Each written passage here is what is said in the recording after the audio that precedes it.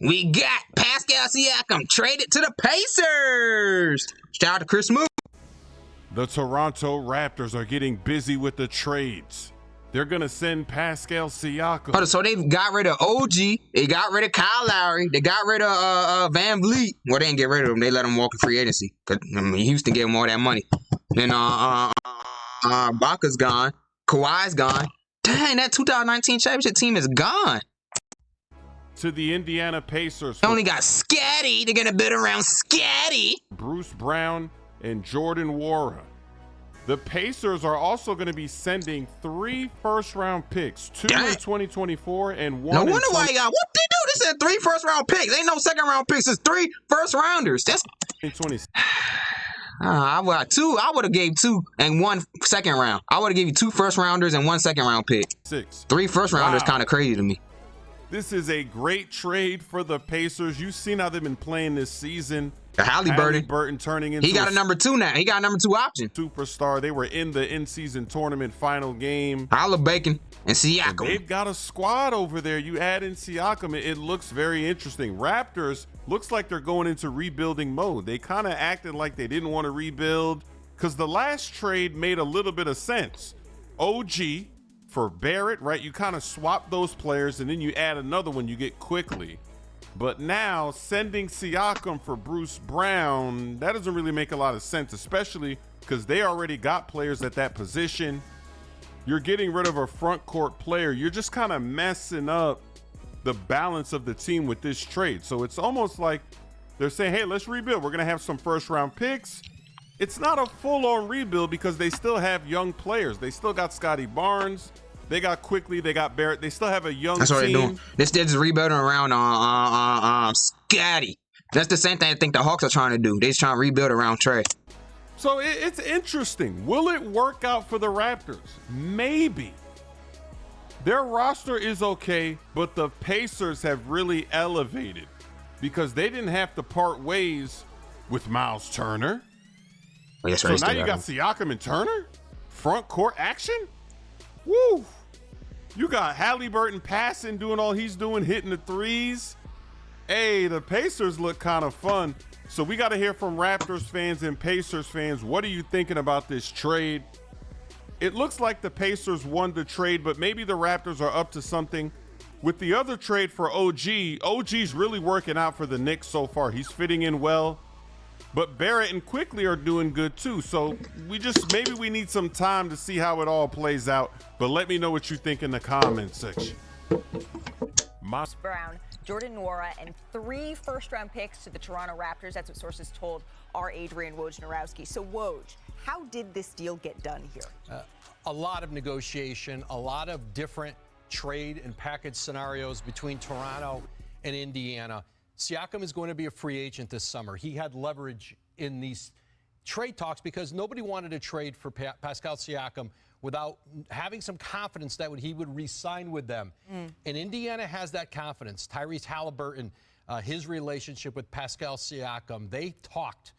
And in talking to those around Siakam today, he's eager to talk about an extension this summer with Indiana. But the 3 first-round picks, 2 this year, Indiana's own, and then a lesser pick that they have owed from other teams. The Pelicans? 2026 first-round pick. But this is massive for Indiana. They tried, prior to the OG Anunoby trade to New York, Indiana was trying to see if they could trade for both Anunoby and Pascal Siakam. They didn't have enough to get that done, or they weren't willing to offer enough to get that done. Anunoby goes to New York, but then Indiana stayed on the Raptors. Kevin Pritchard, Masai Ujiri, the president of Toronto, the president of Indiana, kept talking. And then really late this morning, they finally landed on an agreement. And now Pascal Siakam goes to Indiana. This is a team that offensively has been good as anybody in a very long time in the league. And this is now a Toronto team, really in a full rebuild. And Masai Ujiri's plan is to build that roster around Scotty Barnes. I just said that. You can't fool me, Simon Ujiri. I'm familiar with your game. His age, you saw that in the Knicks deal. And now 3 first-round picks in this trade. Toronto, again, moves toward a rebuild. And now there's an Indiana team, that gets an all-star level forward. to plug in. And listen, you talk to players around the league. There are no shortage of guys who love the idea of playing with Tyrese Halliburton. Yeah. Siakam was among them. And one He last saw Halliburton do flashy passing and do step back in and break people's ankles and shoot the ball. Oh, yeah, I want to play with him. thing. You know, when the league put in this new salary cap and this second apron and this real limitation. Once Perk starts talking, I'm leaving the video. I'm into the video, bro. Once Perk start talking, I'm leaving. Big market teams could stop Perk or RJ. Star players. You're starting to see now Siakam. Teams like Golden State or LA. It'll probably be like I'll say second round. They lose in the second round in 5 games. Others.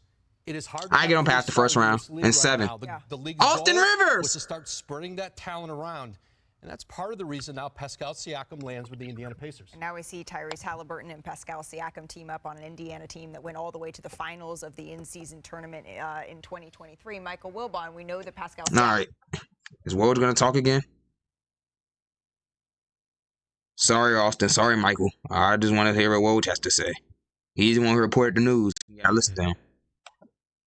I don't think Siakam was really a serious consideration for either of those teams because they knew that you were going to have to max him out this summer in free agency. And I think what Golden State would have to give up, and I think I think they feel like they're working from a position of leverage, and they can be patient, that maybe they could even get better out there. But I think for Indiana, again, them having the cap space this summer, that dulled the market because teams knew even a team like Sacramento, if I trade for Pascal Siakam without assurance or without confidence he's going to re-sign with me, this guy can just walk. And we know there are teams with cap space where there's a mutual interest. That was Indiana. That gave Indiana leverage throughout these talks. I think a lot of the other deals we maybe see between now and the trade deadline with Siakam and Anunoby both now out of Toronto, you know, they may not be of the level of these players. It may be more role players moving around, but history shows us strange things happen before the trade deadline. Right. Players become available who none of us expected to become available. It happens almost every year. Yep. Remember last year, Kevin Durant, Westbrook, Mike Conley. I'm guessing it'll They just waived John Wall and right before the trade deadline. Happen this year. We just don't know who it is yet. He was on the Clippers last year. And look, to your point, I think Toronto did okay here because Okay. Sorry, Zach.